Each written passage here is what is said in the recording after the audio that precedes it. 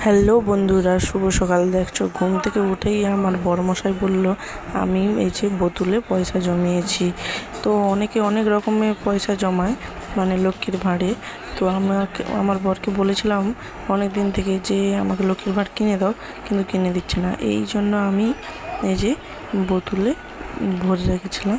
তো আজকে সেইটা আমার কাটা হচ্ছে আর তোমাদের সঙ্গে শেয়ার করছি।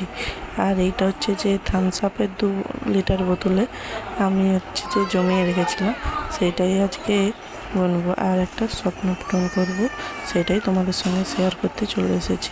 আর এই যে পয়সা ঢালার পরে সবাই কাঁড়ি হয়ে গেছে।